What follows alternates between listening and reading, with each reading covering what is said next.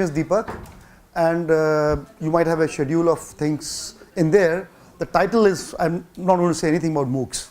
Okay, I will say something about flip classes, but not anything about MOOCs. The title is not right. So what I am going to do is share my experiments with classes within the constraints. So it's a jugaad experiments is what I want to share. Okay? MOOCs is a platform, somebody has given it to you, and you may want to choose to use it, or you may not have it in your institute, or you may not have access to develop courses on MOOCs, or you may not have the infrastructure to deliver it, right? When you have it, you have, Professor Prabhakar had given lecture, you can choose.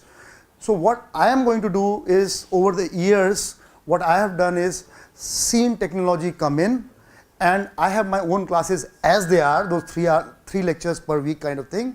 And the question is, what can I do with it? What is within my resources, what is within my control, not wanting to go anywhere else, right? And still do it, do something on my own, right?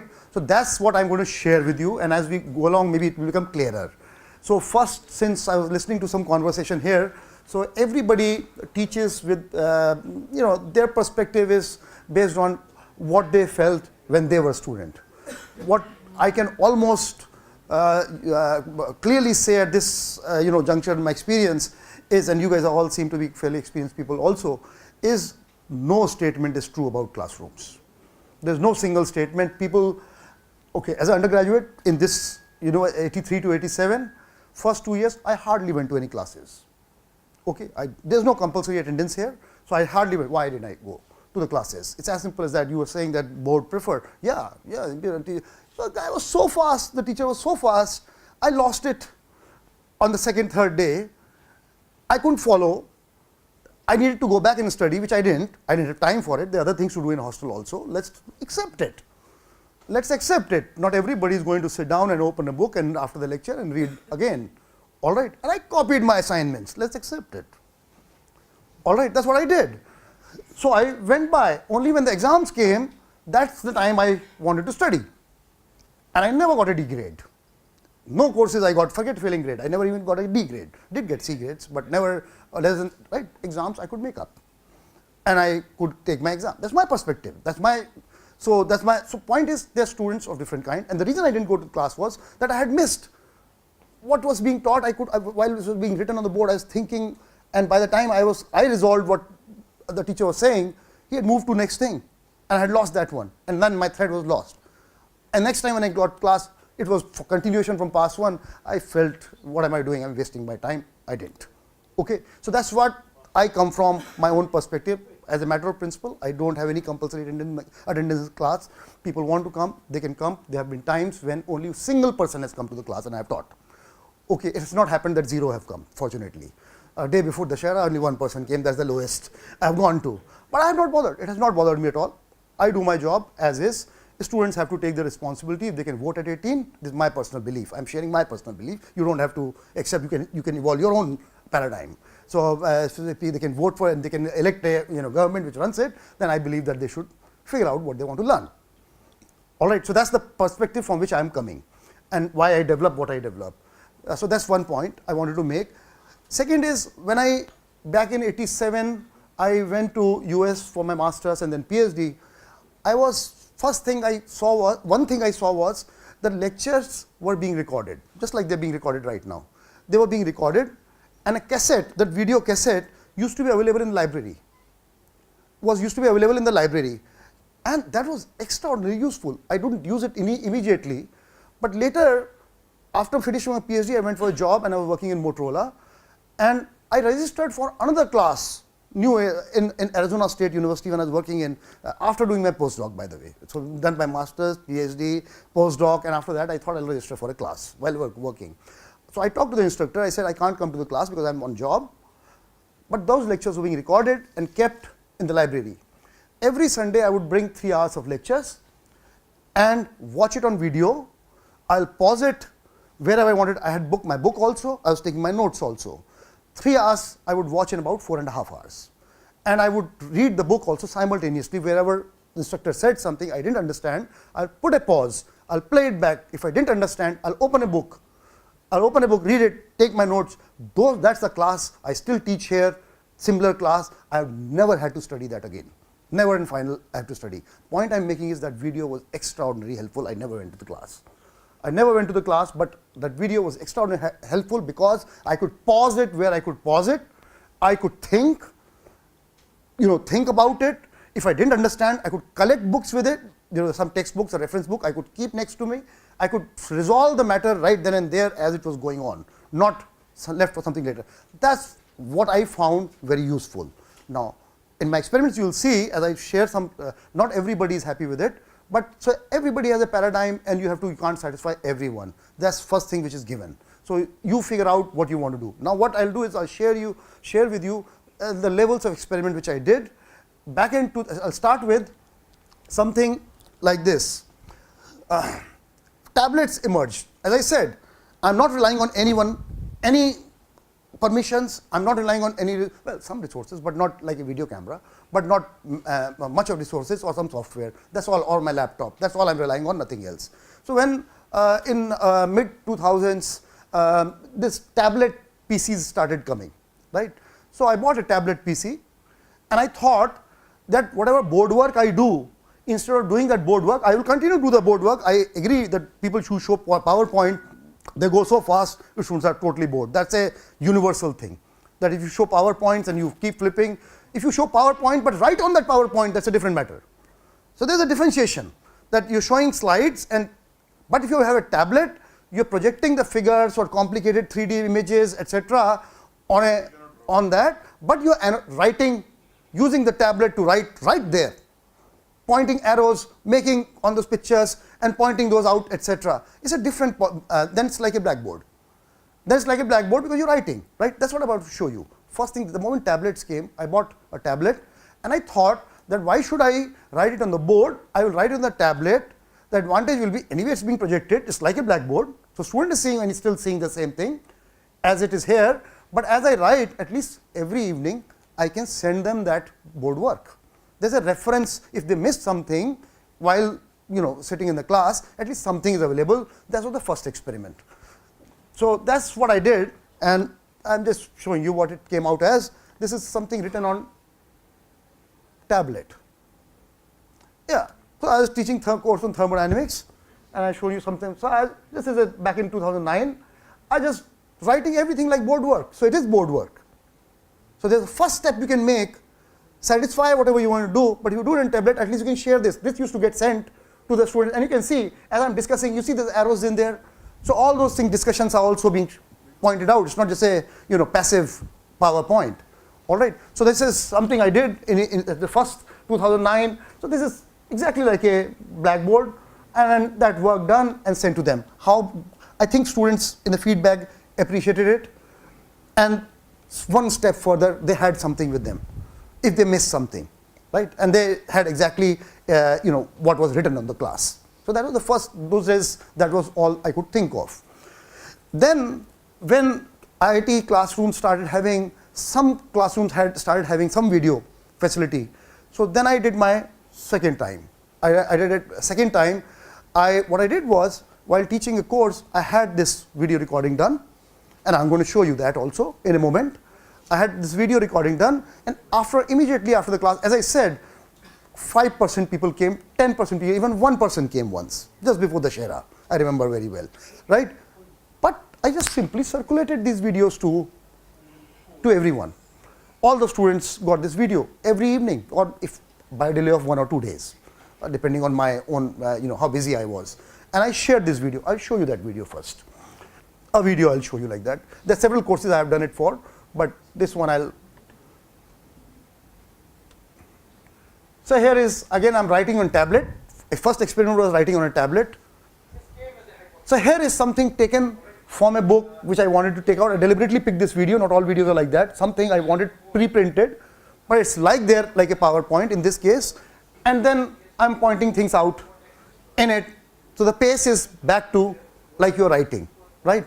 So and this is a specific one I picked up that way, but most of them are like the first one where I've written everything on the tablet, right? So, but somewhere you wanted figures, they've been put in there.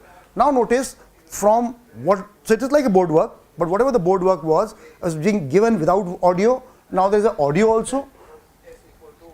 And I'll move just quickly to something. Just let's build it. Okay, so this is in some of the videos. This one is not the right one. The instructor's photo also comes on the right. So as you're talking, it's, if you're doing gestures, then even that comes on the side. In a corner, there is a window which comes that way, and you can watch that also. It's like a classroom, exactly what transpired in the classroom. All you need is a video camera like this. All you need is an editing software which does that. If video and audio it can put together. That's all you require. So that's something you don't have to rely on someone in your institutional infrastructure. In fact, you can just ask someone to do a job like this. This doesn't cost much. It's a temporary job being put for your own class. So this is something you can try in your own institution. So you're doing your classroom teaching as you're doing, but there is a resource available to the student to prepare if they lost out something. And believe me that the people in the middle are people who cannot follow things in at the pace of the class, and this helps. And this helps. But there's a false sense of security also, which I'll tell you about what happens. When the videos, so this is the positive part, that such videos are available, then the people can go back to it and they can then watch the video and exactly what happened. But that also leads to people who deliberately now, who may have come to class, also don't come to the class. That also is now the negative side of it. I personally have never bothered about it. Whatever helps learning, so be it. The problem is where you will have to warn if you do this false sense of security, which forces students to then postpone it or to the end. Now imagine before any exam, I'll stop this. Equal to minus k. I'll stop this. So false sense, where the false sense comes.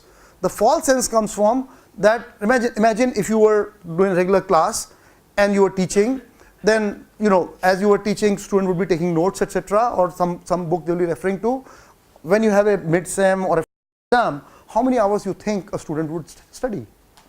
Maybe 10 hours, maybe 12 hours, right? But each lecture is 1 hour, and you had 40 lectures accumulated, or maybe if I'm exaggerating, maybe there's mid-sem, so that would have covered. Then what happens? They can't watch it. Typically, students tell me they watch at a speed of 1.5x. When they watch the video back, they don't watch it 1x, they watch it at 1.5x, which is fine. I tried it also, and it works fine when they watch it 1. But still, that means 20 can be reduced to 15. 20 hours can be reduced to 15 hours, but you haven't got time that much to prepare in the end. So that's what I realized, that when I first time experimented it, that many people with false sense of security had not taken down their notes when they were watching the video. They were just simply watching the video. They thought the video is with them. Why do they have to take notes? But that becomes important the day the exam is. That day they have reduced that whole thing to a smaller volume to learn. Otherwise it doesn't work. So if you try this, I'm just sharing the problems I saw. So keep that in mind and advise the student. Now when I teach the class, so I have two things I do. First, then I tell them that what happened to the previous classes, what the students, what problems they face, so better not do that. Second, I force it also that periodically I'll put a quiz. I deliberately put a quiz in between so that at least that much gets covered, in between. Third thing is my classes are more mathematically oriented, so I ask them, they can bring cheat sheets, which forces them to take the notes also. They can allow them to bring the sheets to the class. So for at time of exam. So these things, when I put it in that, it's not an open book. It's not open book. I don't allow open book. I don't allow them to write text. I don't allow them to write text at all. I ask them to do anything other than text. That's what I do. I said, take as much, you bring whatever you want to bring. You can write formulas, you can write mnemonics. If you want to write function, don't write function, you can write fn. If somebody does that, in my experience, that if you write that, you remember that. If you created a mnemonic, then you remember what you write. So I don't allow them to write text, otherwise, again the false sense of security will come that they've written everything. So, bring it to the class. So I just said, I don't allow that. I said, you bring graphs if you want, data, whatever you want, put in there, but no text. I don't allow text most of the time. So by doing this, things that I have learned, problem in doing providing such resources. Negative side of it, I try to cover by knowing that this happens, that the pacing is, the students don't pay attention, false sense of security, you have to break that also, right? So this is the second experiment which I did, but it still required some resource, another person video recording it, right? So in the next 5 minutes or so, now I'm going to do a demo to you that now softwares are available, you don't need anyone. They're not as good as this, but they do the job. Functionally, they do the job. Okay, sorry, no, before I go to that, one more thing. Then, once I recorded the video, I decided to use it as a flipped classroom. Once I have a video, my content is not going to change next year. When I'm teaching the next year, why should I repeat the same thing? What is the point of repeating the same thing? So this year, I tried, and that was a nightmare for me. In a small class, it was a class of over 20, 30 people. I tried, since I had this recording, I said, try this the flipped classroom. So the rule on that classroom, and I had not taken any permission, like Professor Prabhakar was saying, that if you're running a flipped classroom, then reduce the contact hours, right? But then somebody would have said, somebody would have raised objection that why are you not teaching all your classes? So I had not taken permissions from anybody, and what I'm here for is that what can you do without taking any permissions from anybody from the institute? That's what I'm really talking about here today. So I had not taken any such permission, so I had to go in there for 3 hours. So students came or not was not important, but I had to. So now what I did was, I said 3 hours lectures were assigned to, 3 lectures per week were assigned to every week. Student had to watch those lectures on their own, the same pre-recorded lectures which were recorded earlier. Now what I did was, I made one day was a discussion. One day was a discussion that people can come and have discussion. So whatever student wants to have discussion, now it's only discussion. They're supposed to see it. Next day was, and for discussion also, I had to put pointers. If they were not going to ask, I had to initiate discussion. You had to be prepared. If there's a total silent class, what do I do? Right? Now it is a dialogue going on, has to happen. If they don't do it, then I have to initiate it. Right? So I would have to prepare some things. I'll prepare some problem sheets to discuss, etc. Some assignments I would circulate to them for that week, and we'll start discussing that, etc. I was not asking them for assignment submission, but so maybe we'll start discussing that, or they will. So this is how 2 lectures went like this, and the third one was every week half an hour quiz. All right, half an hour quiz every week. So I had 12 of them out of 14 weeks. 12 quizzes I had. All right, so every week for 3 lectures to force them to watch the 3 lectures every week. That was the point here. Now, which is very good, now look at the flip side, both from the student side and my side. You have recorded your lectures last year, you don't know exactly what you said, precisely. A student can come and ask, you made that statement, it's a statement only, what did it mean? Now it is out of context. How would you recall, what was that exactly said?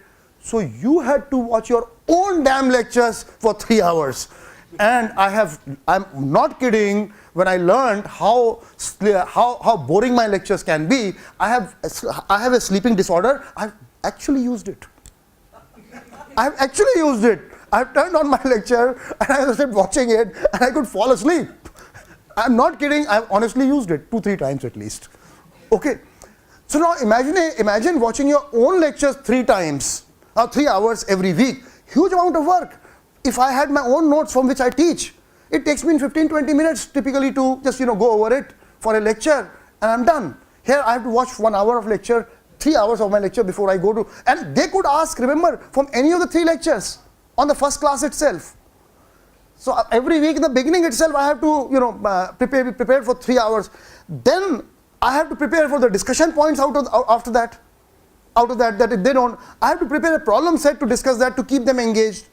Then every week I had to prepare a quiz. Every week I had to grade it, half an hour quiz.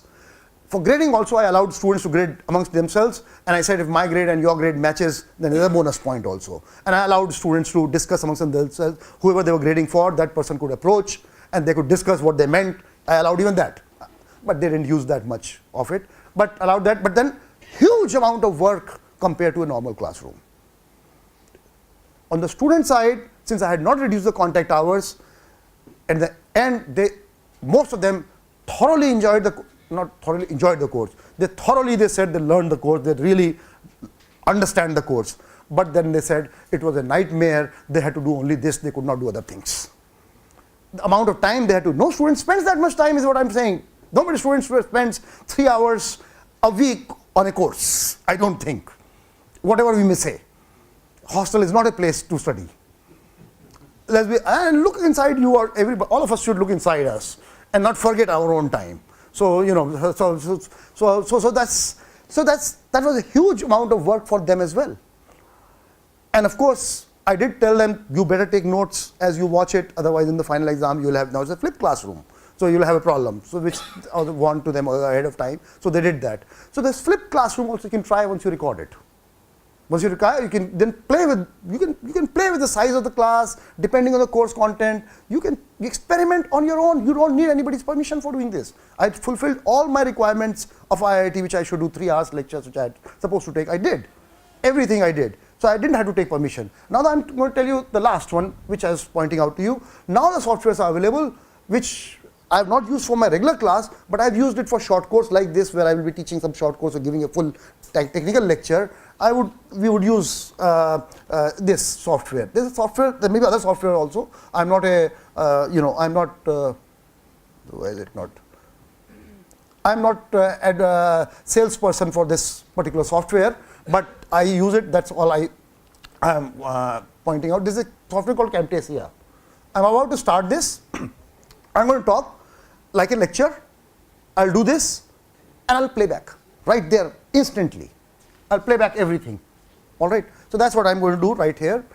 I'm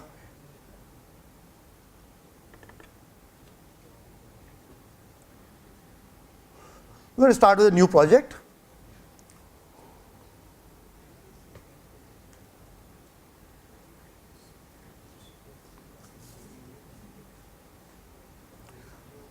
Okay, what I'm going to do is, I'll open a PowerPoint also, because you can use whichever you. So we have a blackboard, right? So I have to mimic a blackboard also, and blackboard is going to get recorded. So let me create the blackboard. So I'm going to minimize this first, and I'll open a PowerPoint, and PowerPoint is the blackboard for us, let's say. So here it is. There's a PowerPoint. I play blank presentation, and I go to this mode. And this is not a tablet PC. Oops, what did I do? Where is it gone? Here.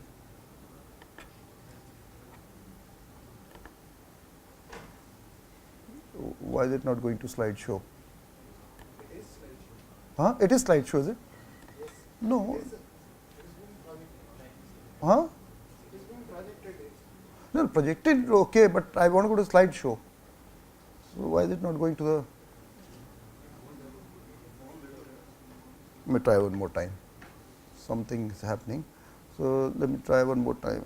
I'll take maybe less than 5 minutes from now on. So blank presentation I'm going to open. This is a blank presentation. Just delete all this. Or you can leave this all stuff here. And I want to open this. Is the slideshow. Why does it go to this software? Okay. Oh, it's right there. Okay, this is some. Maybe your screen has been split into. Okay. Maybe this is new. Yeah. So let's see. How do I? इसको कैसे देखें Govind? My PC. I want to see the same thing here. Display setting. Duplicate slideshow. Just one second. Huh? Yeah. आ गया. Huh? Oh, उधर नहीं आ रहा है. There it is. So here it is. In a PowerPoint, if you had a tablet, you can use a pen to write it. So I'm assuming that this is a tablet. This particular one is not. So this is a blackboard now, right? So whatever you do here gets recorded. And here it is. This is a pen here. You can see at the bottom. I don't know if you can see it. I'm going to use this pen, but I'll use the mouse instead of a pen itself. And now what we're going to do is we're going to record. Okay. So I go to Camtasia and I'll say record. Okay. So I'm going to start recording whatever work I do. That record is there, and we back to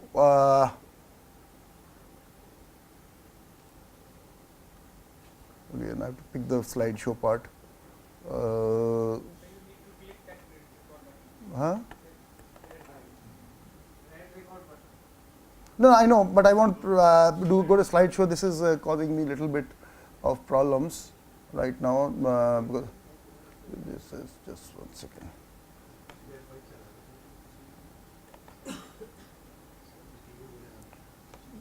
I think I have to duplicate that screen again. So why is it not going to? Yeah, now it is going. Display settings.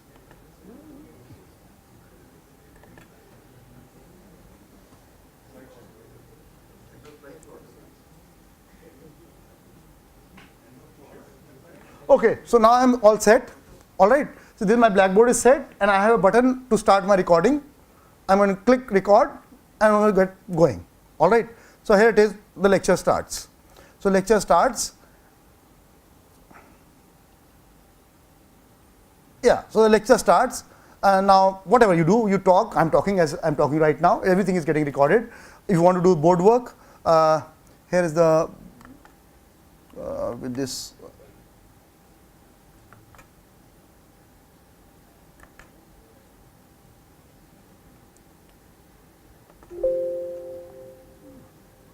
Okay, where's the pen gone now? Anyway, the pen, yeah, here it is now. So I'll use the pen. I use the pen, and I'll use this mouse to write whatever you want to write. You know, I'm just, you know, once you have pen, you can write whatever you want to write. Okay. So after you have written, your lecture is over. All you have to do is stop this F10. We come out of the slideshow, keep, and we stop this slideshow.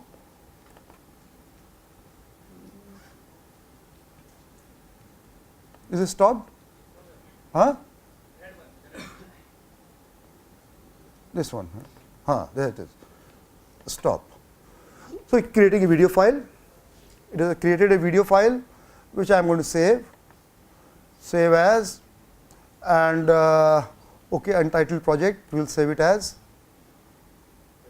And what I am going to do is now share this custom production, and I will just create a video for circulation to the students, and we're going to do let's say untitled project. Let's save it as that.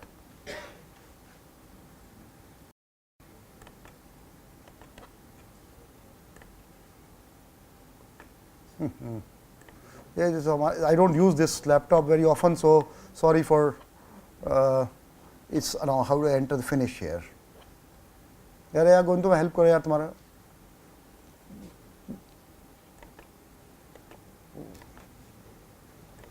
I'm going to close this then.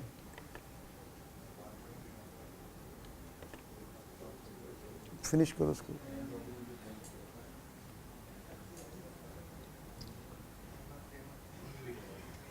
I just have to save this, so then I'll share this video with you, and that's good to circulate.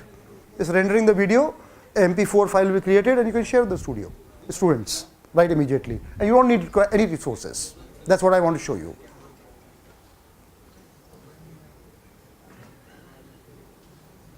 वहीं बैठो सामने.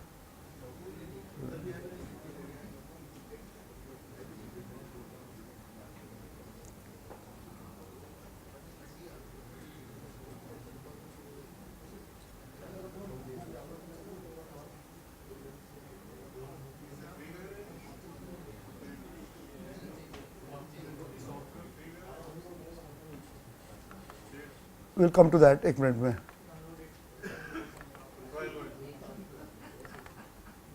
And now you can just simply. Yeah, so the lecture starts, and now whatever you do, you talk. I'm talking as I'm talking right now. Everything is getting recorded. If you want to do board work, you get the sense. And you need not use PowerPoint. You can use whatever you like. Windows Journal software is available. Whatever tablet has a writing, it'll capture whatever the screen is. It'll capture the audio and render them together, and instantly create the file, which you can circulate with it to your students.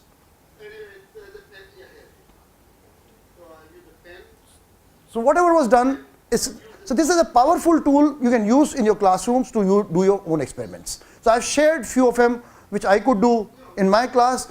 These are my purpose of talking to you was that don't wait for resources. infrastructure sometimes is lacking. Many colleges don't have infrastructures like I have access to. If you don't have, that need not be showstopper. Everybody's institute here would be able to invest 50,000-60,000 rupees for buying software and a laptop which has a tablet. That much, all of us can invest for doing class. That much investment is not considered infrastructure development, so you can use it. So that's where I wanted to end. And if you have any questions, yeah, sure. So this Camtasia is a open sourceware or? No, of course you have to buy, but this one particular is licensed version. But up to you, whatever you want. So suppose we want to also add the video of the teacher in addition to the screen, what you are writing on the board. You also want to have a video of the teacher in the, let us say, This Camtasia does not do both of them. It can use web camera and record that, but this or that. Other more professionally done software which where I could get two different screens simultaneously recorded, and then they would put it together. The tablet was also running, and the camera was recording picture also. Two were merged together. Two were created, right? But that is required little bit more resources, not too much, but little bit more resources. If you have that, go ahead. Then the previous version which I showed you, the previous version of that I was showing you was like that. Now this version is when you have nothing. So I don't know which colleges you come from, or sometimes you have there are not much resources available, or you have a fight with your head of department, and therefore that guy is not going to give you any money. In that case, what do you do? So control should be always in your hand, is what I mean. So you should be able to do things. So this will work. This will work. You can do experiments in your classroom with electronics without having infrastructure of MOOCs and flipped classroom and all those big words. You can implement them at some degree on your own. Think yourself what could help the students. Get feedback and keep doing it every year. Some variations. That's what I've been trying for the last several years. And I also learn how, and I go back to my first statement. After learning from them, from the students, I cannot say what works 100%. If something works for someone, something works for someone else. That's the feedback I get. And there's a fair distribution. You can't say there's a big peak here, so focus here. It's not so. Okay, that's all I had. Thank you. Thank you.